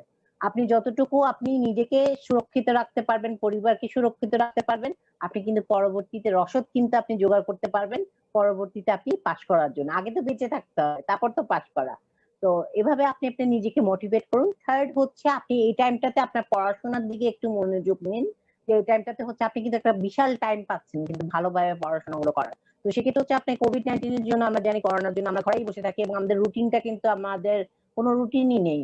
দ্যাট মিনস হচ্ছে আমি কিন্তু এর আগে হয়তোবা কোনো স্টুডেন্ট হয়তোবা পড়া ক্লাস করতো। এখন হয়তোবা জুমে ক্লাস হয় অনেকগুলো। অনেকগুলো মেডিকেলে হয়, অনেকগুলো মেডিকেলে হয়ও না। তো যাদের ক্ষেত্রে হয় তাদেরকে আমি বলবো রুটিন মাফিক আপনি ৪ থেকে ৫ ঘন্টা আপনি আপনার নিজের সেলফ স্টাডির জন্য নিতে পারেন। তো সেক্ষেত্রে হচ্ছে আপনি কিছুটা স্ট্রেসটাও হলে মানে আপনার স্ট্রেসটাকে কমাতে পারলেন এবং হচ্ছে পরবর্তীতে আপনি এক্সামের জন্য নিজেকে প্রস্তুত করতে পারলেন। এবং অবশ্যই যে জিনিসটা বলবো আপনাদেরকে যে এই টাইমটাতে হচ্ছে আপনি পজিটিভ থাকুন। নেগেটিভ যে নিউজ গুলো বারবার আসছে যে আমাদের কি হবে কি হবে না, তারপর হচ্ছে আমরা কি পিছিয়ে যাচ্ছি, এই ধরনের নেগেটিভ নিউজ গুলোতে আসলে যতটুকু কম কান দেওয়া যায় তত ডিপ্রেশন কম হবে। এবং হচ্ছে যে করোনা রিলেটেড যে মৃত্যুর খবরগুলো এগুলো আসলে বারবার না শোনাটাই ভালো। যেটা WHO আমাদেরকে রেকমেন্ড করেছে মেন্টাল হেলথের জন্য যে আপনি হচ্ছে ডেইলি ২ বারের বেশি কিন্তু আপনি এই ধরনের নেগেটিভ নিউজ গুলো আপনি ফেসবুক অথবা হচ্ছে মিডিয়া অথবা টিভি অথবা ফ্রেন্ডস এর মাধ্যমে এগুলো শুনবেন না। যত বেশি আপনি নেগেটিভিটি আপনার ভিতরে ইনস্টল করবেন আপনার লাইফে কিন্তু যেটি হচ্ছে আমাদের ল অফ অ্যাট্রাকশন যেটা বলে যে হচ্ছে আপনি যত বেশি আপনার লাইফে নেগেটিভ জিনিস ভাববেন তত বেশি আপনার লাইফে নেগেটিভ জিনিস হতে থাকবে। দ্যাট মিনস হচ্ছে আপনি পজিটিভ ভাবুন। আপনি ভাবুন যে আপনি নেক্সট ইয়ার আপনি পরীক্ষা দিচ্ছেন। আপনি ভালো রেজাল্ট করেছেন। দেখবেন হচ্ছে আপনার লাইফটা সেভাবে কিন্তু পজিটিভলি এগিয়ে যাবে। তো অবশ্যই আমাদের কথা আপনি সাইকোলজিক্যালি আপনি মেন্টালি হেলথি থাকুন, ফিজিক্যালি হেলথি থাকুন এবং পজিটিভ থাকুন। তারপরেই দেখবেন হচ্ছে আপনি সবকিছুই আপনি জয় করতে পারবেন। থ্যাংক ইউ ম্যাডাম, অনেক অনেক ধন্যবাদ। কারণ এখন আসলে এই জিনিসটা নিয়ে সবার মধ্যে খুবই একটা খারাপ অবস্থা দেখা যাচ্ছে, অনেকে এটা নিয়ে অনেক মন খারাপ বা ডিপ্রেশনে আছে। হয়তো আপনার কথা শুনে অনেকের অনেক সুবিধা হবে বা বুঝতে পারবে যে আসলে কি করা উচিত। ম্যাডাম, আমরা তো মোটামুটি ডিপ্রেশন নিয়ে এতক্ষণ অনেক কিছুই বললাম যে আসলে হিস্ট্রি বা কি ধরনের কোনটাতে কেমন হতে পারে। এখন যদি ম্যাম আমরা শেষে একটু মেইন যেটা আমাদের যে ট্রিটমেন্টটা আমরা কিভাবে করতে পারি বা আসলে আমরা একটা পেশেন্ট যখন ডিল করব সেটা আমাদের কাছের কেউ তো হতে পারে, এমনও তো না যে শুধু হসপিটালে আমরা পেশেন্ট ডিল করি। তো সেক্ষেত্রে আমরা তাকে শুরুতেই কি ধরনের তাকে অ্যাডভাইস দিতে পারি? সেটা কি আসলে কাউন্সিলিং নাকি ট্রিটমেন্ট, মানে ড্রাগ রিলেটেড, কেমন হতে পারে প্ল্যানটা? রাইট। যদি আসলে ট্রিটমেন্টের বিষয় আসে তাহলে হচ্ছে প্রথমে কিন্তু we need the assessment. That means হচ্ছে আপনি কারো ভিতরে আপনার কাছের কেউ কোনো বন্ধু হতে পারে, কোনো বান্ধবী হতে পারে, কোনো ফ্যামিলি মেম্বার হতে পারে, ভাই বোন হতে পারে, বাবা মা হতে পারে। ইটসেলফ আপনি নিজেও যদি হয়ে থাকেন তো প্রথমে হচ্ছে আপনি মেজর ডিপ্রেসিভ ডিসঅর্ডারে ভুগছেন কিনা। প্রথমে হচ্ছে যদি ভুগে থাকেন তো অবশ্যই হচ্ছে এটাকে অ্যাসেস করতে হবে। তো অ্যাসেসমেন্ট করার জন্য অবশ্যই you must go for a psychiatric assessment. That means psychologist cannot assess your problem. That means হচ্ছে আপনি যদি মেজর ডিপ্রেসিভ ডিসঅর্ডারে ভুগে থাকেন আপনাকে অবশ্যই হচ্ছে সাইকিয়াট্রিস্ট আপনাকে স্কেলের মাধ্যমে তারপর হচ্ছে বিভিন্ন ধরনের পরীক্ষা নিরীক্ষার মাধ্যমে অথবা হচ্ছে হিস্ট্রি টেকিং এর মাধ্যমে অথবা ইভ্যালুয়েশনের মাধ্যমে আপনাকে মেজর ডিপ্রেসিভ ডিসঅর্ডারটাকে ডায়াগনোসিস করবে। সেকেন্ড হচ্ছে স্কেলের মাধ্যমে আপনার কন্ডিশনটা কোন পর্যায়ে আছে, কি মাইল্ডে আছে না মডারেট আছে নাকি সিভিয়ারে আছে সেটাকে উনি ডায়াগনোসিস করে দিবে। দ্যাট মিনস হচ্ছে এটা কি মেডিকেল ইমার্জেন্সি, দ্যাট মিনস হচ্ছে সিভিয়ার উইথ সুইসাইডাল অ্যাটেম্প যদি থাকে তাহলে হচ্ছে এটা মোস্ট সিভিয়ার। দ্যাট মিনস হচ্ছে সিভিয়ার উইথ মিউট যদি থাকে, ফুড রিফিউজাল যদি থাকে, দ্যাট মিনস হচ্ছে আপনি একটু ঘরে বসে অথবা সাইকোলজিক্যাল যদি সাপোর্ট দিয়ে থাকেন তাহলে সেই মানুষটা কি ফিরবে? সেটা দেখা যাচ্ছে 2 থেকে 3 মাসের মধ্যে আবার সুইসাইডাল অ্যাটেম্প করে মারাই যাবে। তো সেক্ষেত্রে হচ্ছে অবশ্যই যারা প্রথম কথা ট্রিটমেন্টের ক্ষেত্রে we must do the assessment to the psychiatrist. প্রথমে সাইকিয়াট্রিস্ট আপনাকে হচ্ছে যখন ডায়াগনোসিস করে দিবে যে আপনার কন্ডিশনটা মাইল্ড টু মডারেট, তো সেক্ষেত্রে হচ্ছে আপনাদের প্রথম যে মাইল্ডের ক্ষেত্রে দেখা গেছে যে আমরা কোনো ধরনের ওষুধ দেই না। তো সেক্ষেত্রে হচ্ছে আমরা নর্মাল কাউন্সিলিং করি, সাইকো এডুকেশন দিই পেশেন্টকে এবং সেক্ষেত্রে হচ্ছে সাপোর্টিভ থেরাপি যেটা হচ্ছে আমাদের যে নর্মালি হচ্ছে আমাদের প্যারেন্টস যদি থাকে প্যারেন্টস সাপোর্ট দিতে বলি, যদি বিবাহিত হয়ে থাকে তাকে পার্টনারের যে সাপোর্ট সেই সাপোর্টটা দিতে বলি। যদি কোনো ধরনের কন্ডিশন কোনো ইভেন্টস এর কারণে সে স্ট্রেসড আউট হয়ে থাকে, দেখা যাচ্ছে অনেক সময় যে ঝগড়াঝাটির জন্য সে এরকম ডিপ্রেসিভ ফিলিং করছে অথবা দেখা যাচ্ছে যে ব্রেকআপ হয়ে গেছে, তো সেক্ষেত্রে হচ্ছে হোয়াট এভার দ্য কজ সেই কজটাকে আমরা রিজলভ করার চেষ্টা করি মাইল্ড এর ক্ষেত্রে। তো সেক্ষেত্রে হচ্ছে মডারেট যদি আসলে আমরা মানে স্কেল গুলো মেজার করে আমরা বিভিন্ন ধরনের স্কোর পাই তো স্কোর অনুযায়ী যদি আসলে মডারেট চলে আসে, তো সেক্ষেত্রে হচ্ছে আমাদের শুধুমাত্র মানে সাইকোথেরাপিতে আসলে হবে না। তো সেক্ষেত্রে হচ্ছে সাইকোথেরাপি কম্বাইন্ড উইথ ড্রাগস। তো সেক্ষেত্রে হচ্ছে আমরা অ্যান্টি ডিপ্রেসেন্ট ড্রাগস দিই, মুড স্টেবিলাইজার ড্রাগস দিই। তো অনেক সময় দেখা যায় যে যদি আসলে কোনো ধরনের সাইকোটিক সিমটমস না থাকে, তাহলে শুধুমাত্র এই দুটো ড্রাগসই কিন্তু কভার হয়ে যায়। দ্যাট মিনস হচ্ছে প্রথমে আপনাকে বুঝতে হবে যে আপনার ড্রাগস গুলো দেওয়া হচ্ছে আপনার লাইফকে সেভ করার জন্য, আপনার ব্রেইনটাকে ড্যামেজ হওয়া থেকে বাঁচানোর জন্য। দ্যাট মিনস আপনাকে সাইকিয়াট্রিস্ট যে ওষুধগুলো দিচ্ছে এটা কোনোভাবে পাগলের ওষুধ না। দ্যাট মিনস হচ্ছে আপনাকে অ্যান্টি ডিপ্রেসেন্ট দিচ্ছে, সেটা কোনো ধরনের ঘুমের ওষুধ না। Anti depressant is for treating your depression. That means আপনার নিউরোকেমিক্যালস গুলোকে ব্যালেন্স করার জন্য আপনাকে অ্যান্টি ডিপ্রেসেন্ট অথবা মুড স্টেবিলাইজার দেওয়া হয়। তখন একটা নির্দিষ্ট টাইমে আমরা 2 থেকে 3 মাসের মধ্যে যদি দেখি এপিসোডটা রেমিশন হয়ে যায়, তখন আমরা কিছুটা টাইম আমরা কন্টিনিউ করার পরে আস্তে আস্তে করে উইথড্র করে ফেলি, যদি পেশেন্ট পুরোপুরি ফুললি রিকভার হয়ে যায়। আসলে যদি সিভিয়ার কন্ডিশনে চলে যায়, যদি আমি বলেছি সুইসাইডাল অ্যাটেম্প, তারপর ফুড রিফিউজাল, মিউট, অথবা দেখা যাচ্ছে aggressive, violent aggressive behaviour, homicidal attack হতে পারে, পোস্টপার্টাম মানে ডিপ্রেশনের যে ক্ষেত্রে হচ্ছে একটা বাচ্চাকে মারার অ্যাটাক হতে পারে। তো সেক্ষেত্রে এগুলো আসলে সিভিয়ারিটি, মোস্ট সিভিয়ার। তো সেক্ষেত্রে হচ্ছে হসপিটালাইজেশন ইজ মাস্ট, প্রথম কথা।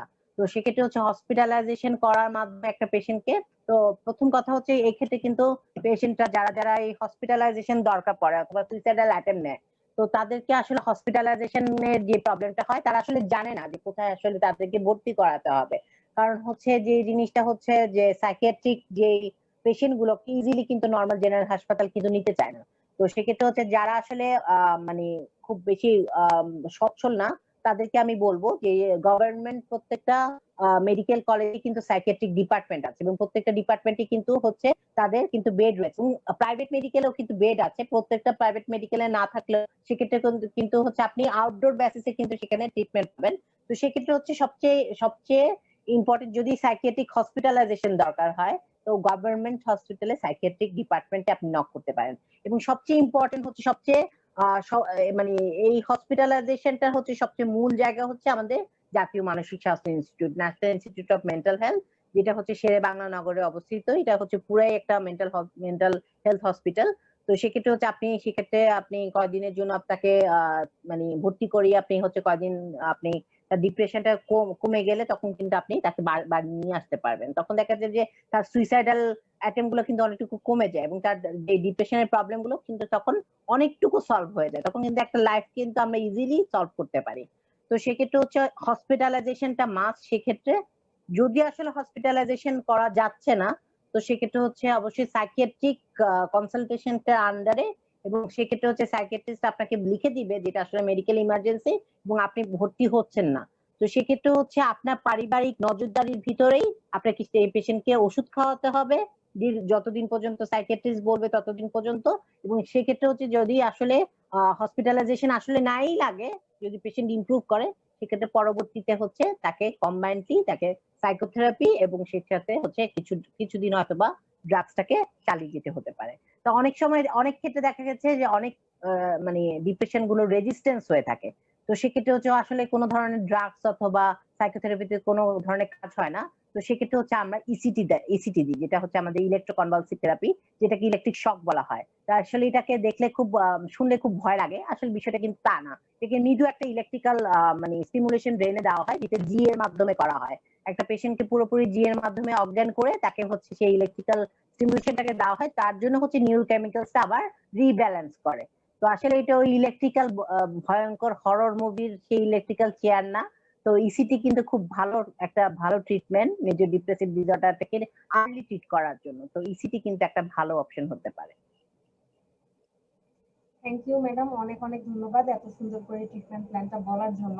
ম্যাডাম, আমাদের লাইভে একজন প্রশ্ন করেছে যে ড্রাগের ক্ষেত্রে আমরা first line anti depressant drug কোনগুলা প্রেফার করতে পারি, আর আসলে এগুলোর সাইড ইফেক্ট গুলা কেমন? অনেকে তো বলে যে হ্যাঁ, ডিপ্রেশনের জন্য ড্রাগ খেলে দেখা যায় অন্যান্য দিকে অনেক সমস্যা হয়। সাইড ইফেক্ট গুলা কেমন, আর আসলে এদের মধ্যে কোনটার ডিপেন্ডেন্সি ক্রিয়েট করার চান্সটা বেশি? আচ্ছা, তো যে জিনিসটা হচ্ছে ফার্স্ট লাইন, আসলে আমরা যখন অ্যান্টি ডিপ্রেসেন্ট গুলোকে আসলে মানে চুজ করি, তো আসলে তখন ডিপ্রেশন আমাদেরকে চুজ করতে হয় বিভিন্ন জিনিস দেখে। তো আসলে তার বয়সটা কতটুকু, সে জেন্ডার কতটুকু, মানে কি জেন্ডার, তারপর সে কি অকুপেশন বিলং করে, সে স্টুডেন্ট নাকি হচ্ছে হাউস ওয়াইফ, তো তা আসলে কতটুকু তার মেন্টাল ওয়ার্ক করতে হয়, কোন কোন ড্রাগসে আসলে সেডেটিভ, আমরা জানি প্রত্যেকটা ড্রাগসের কিন্তু কিছু না কিছু সাইড ইফেক্ট থাকে। তো কিছু কিছু অ্যান্টি ডিপ্রেসেন্ট যেগুলো হচ্ছে আমাদের ট্রাইসাইক্লিক অ্যান্টি ডিপ্রেসেন্টস, যেগুলো হচ্ছে মানে আমাদের ট্রিপটিন নামে আমরা যেগুলো আমরা নর্মালি পেয়ে থাকি, এমিট্রিপটিন, যেগুলো অ্যামিট্রিপটালিন, নরট্রিপটালিন, সেগুলোতে একটু ঘুম বেশি হয়। তো সেক্ষেত্রে হচ্ছে আমরা মানে পেশেন্টের কন্ডিশন ভেবে আমরা হচ্ছে তাদেরকে অ্যান্টি ডিপ্রেসেন্ট গুলো চুজ করে থাকি। তো ফার্স্ট লাইন ড্রাগস হিসাবে আসলে সব ক্ষেত্রেই কিন্তু আমরা এসএসআরআই গুলো কিন্তু মেইনলি প্রিফার করি। তো সেক্ষেত্রে হচ্ছে এসএসআরআই হচ্ছে সিলেক্টিভ সেরোটোনিন রিঅ্যাপটেক ইনহিবিটরস। তো সেগুলোর মধ্যে অ্যাসিটালোপ্রাম, সার্ট্রালিন, এই ওষুধগুলো কিন্তু হচ্ছে ফার্স্ট লাইনের মধ্যে আসে, যেগুলো আসলে সাইড ইফেক্ট প্রোফাইল খুবই কম। তো সেক্ষেত্রে হচ্ছে শুধুমাত্র নর্মাল যেমন হচ্ছে অ্যান্টিবায়োটিক খেলে যেমন আপনার মাঝে মধ্যে একটু ভমিটিং হতে পারে, নশিয়া হতে পারে, রেস্টলেস হতে পারে, এছাড়া আসলে এই ধরনের অ্যান্টিডিপ্রেসেন্টের কোনো ধরনের এক্সট্রা কোনো ধরনের সাইড ইফেক্ট অথবা ডিপেন্ডেন্সি প্রোফাইল নেই। এবং ট্রাইসাইক্লিক অ্যান্টিডিপ্রেসেন্টের যে বিষয়গুলো হয় তাদেরকে আমরা দেই যাদের আসলে স্লিপ ডিস্টারবেন্স খুব বেশি থাকে। তো এসএসআরআই গুলোতে আসলে স্লিপ প্যাটার্নটাকে আমাদের নর্মাল রাখে, ঘুমটা ইনিশিয়েট করে না। তো যাদের ক্ষেত্রে ঘুমের প্রবলেম থাকে তাদেরকে আমরা ট্রাইসাইক্লিক অ্যান্টিডিপ্রেসেন্ট, এবং যাদের ক্ষেত্রে ডিপ্রেশন রিলেটেড নিউরোপ্যাথিক পেইন গুলো যাদের থাকে, পেইন রিলেটেড প্রবলেম, হেডেক থাকে অনেকের, মানে সিভিয়ার হেডেক থাকে, তো তাদের ক্ষেত্রে ট্রাইসাইক্লিক গুলো ভালো কাজ করে। তো তাদের ক্ষেত্রে হচ্ছে ট্রাইসাইক্লিক গুলোকে আপনি চুজ করার আগে অবশ্যই পেশেন্টটা হচ্ছে এজেড কিনা, তার কার্ডিয়াক কোনো অ্যাবনরমালিটি আছে কিনা। তো সেক্ষেত্রে ট্রাইসাইক্লিক মানে চুজ করার আগে অবশ্যই সেক্ষেত্রে সাইকিয়াট্রিক কনসালটেশন খুব বেশি আসলে দরকার, অথবা আপনি কোনো সাইকিয়াট্রিস্ট থাকলে তার সাথে হচ্ছে আপনি কনসাল্ট করে ওষুধগুলো কিন্তু নিতে পারে। তো আসলে সাইড ইফেক্ট অনুযায়ী আসলে আমি বলবো না যে আমাদের কোনো ধরনের এই মানে যেই মানে যে স্টিগমাটা রয়েছে আমাদের অ্যান্টিসাইকোটিক অথবা অ্যান্টিডিপ্রেসেন্ট অথবা সাইকোট্রপিক ড্রাগ নিয়ে, আগে যে ওল্ড জেনারেশন যে ড্রাগস গুলো ছিল সেগুলো হচ্ছে মোর সিডেটিভ ছিল। যেমন হচ্ছে আমাদের যেগুলো ছিল ক্লোরোপ্রোমাজিন ছিল, তারপর হচ্ছে হ্যালোপেরিডল গুলো বেশিগুলো ছিল, সেগুলোতে আসলে খুব বেশি ঘুম হতো। তো এখন কিন্তু হচ্ছে আমাদের যে নিউ জেনারেশন অ্যান্টিসাইকোটিক এসেছে, এবং নিউ জেনারেশন অ্যান্টিডিপ্রেসেন্ট এসেছে, নিউ জেনারেশন মুড স্টেবিলাইজার এসেছে, যেগুলো হচ্ছে আমাদের প্রত্যেকটা নিউয়ার ড্রাগস এর মতো, সেগুলো হচ্ছে লেস সাইড ইফেক্ট, লেস হচ্ছে আপনার স্লিপিং প্রবলেম গুলো, ডিপেন্ডেন্সি কম, অথবা স্লিপিং প্রবলেম গুলো কম থাকে, একদমই ঘুম হয় না, আপনি নর্মালি আপনি যে কোনো কাজ করতে পারবেন, ইভেন আপনি ড্রাইভিং করতে পারবেন কোনো সমস্যা হলে। তো সেক্ষেত্রে হচ্ছে অবশ্যই আপনি কি অকুপেশন বিলং করছেন, তো অবশ্যই সাইকিয়াট্রিস্ট যখনই আপনাকে ডিপ্রেশন দিবেন সেগুলো অবশ্যই আপনি সাইকিয়াট্রিস্টের কাছ থেকে, কারণ আমরা জানি মেডিসিন স্পেশালিস্ট আপনারা যারা শুনছেন, আমি আসলে আই এম ভেরি মাচ আমি বলতে চাচ্ছি না, বিকজ তারা হচ্ছে প্রেসক্রাইব করবেন ফ্রেনজিট। তো অবভিয়াসলি আপনি যখনই ফ্রেনজিট এর মতো ওষুধগুলো আপনি চুজ করবেন, পরবর্তীতে কিন্তু আপনারা আমাদের সাইকিয়াট্রিস্টদেরকে কিন্তু গালি দিবেন। তো আসলে ফ্রেনজিট কোনো ধরনের ভালো ওষুধ না, বরঞ্চ এটা হচ্ছে সাইড ইফেক্টে ভরা এক ধরনের ওষুধ, ব্যান্ড ওষুধ। তো তাদেরকে আসলে বলবো যে আপনারা আসলে medicine specialist, specially psychiatric drugs গুলো আসলে আপনারা যখন হচ্ছে প্রেসক্রাইব করবেন, অবভিয়াসলি ইউ ক্যান প্রেসক্রাইব। তো সেক্ষেত্রে হচ্ছে অবশ্যই আপনি যদি একটা সাইকিয়াট্রিক কনসালটেশন নেন, অথবা আসলে মানে সাইড ইফেক্ট প্রোফাইল গুলো কার ক্ষেত্রে কোনটা চুজ করা যায় সেটা যদি একটু পড়াশোনা করে লিটারেচারের মাধ্যমে, লিটারেচার ঘেটে যদি আসলে আপনারা দেন, তাহলে পেশেন্টটা কিন্তু বেনিফিটেড হয়।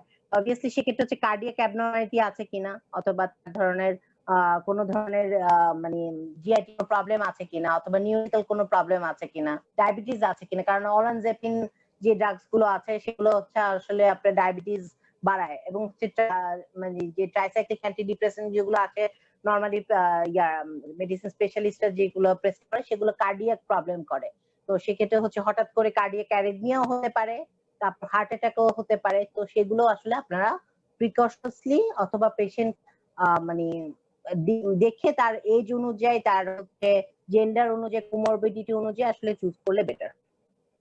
জি ম্যাডাম, অনেক অনেক ধন্যবাদ ম্যাডাম আপনাকে এত সুন্দর করে আমাদেরকে আজকে ডিপ্রেশন টপিকটার উপর এত ক্লিয়ার একটা ধারণা দেওয়ার জন্য, মোটামুটি সবকিছু নিয়েই যে আমরা কিভাবে একদম শুরু থেকে শেষে ট্রিটমেন্ট প্ল্যান পর্যন্ত সবকিছু আগাতে পারি বা কিছু করতে পারি।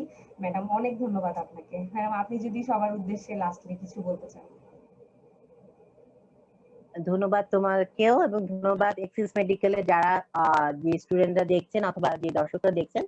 তো সবাইকে বলবো মেজর ডিপ্রেসিভ ডিসঅর্ডার অথবা হচ্ছে ডিপ্রেশন, আসলে ডিপ্রেশন যে বিষণ্ণতা রোগ এটা আসলে ভয়াবহ ধরনের এক ধরনের মানসিক রোগ, মানসিক রোগ। তো এই রোগের আসলে ট্রিটমেন্ট আছে, ভয় পাওয়ার কোনো কারণ নেই, এটাকে নেগলেক্ট করার কোনো কারণ নেই। শারীরিক রোগের মতোই এইটি ব্রেইনের একটি ওষুধ। তো আপনি যদি এটাকে ইনিশিয়ালি আর্লি পিরিয়ডে আপনাকে যদি ডায়াগনোসিস করেন, কিছুদিন আপনি ওষুধ এবং সাইকোথেরাপির মাধ্যমে কিন্তু আপনি পুনরায় কিন্তু আপনার ফুল ফাংশনিং লাইফে চলে যেতে পারেন। তো অবশ্যই জীবনটা হবে হতাশা মুক্ত, ডিপ্রেশন মুক্ত, এবং সবাইকে পরবর্তী জীবনে সফলতা কামনা করে আজকের মতো সবার কাছ থেকে বিদায় নিচ্ছি। ভালো থাকবেন। ম্যাডামকে আবারও অনেক অনেক ধন্যবাদ। আমি একটু সবার উদ্দেশ্যে বলতে চাই, সেটা হচ্ছে আমাদের এই লাইভটা কিন্তু সেভ করা থাকবে। তো আপনারা যারা আজকে দেখতে পারেননি কোনো কারণে, তারা পরবর্তীতে যখন খুশি তখনই দেখে নিতে পারবেন।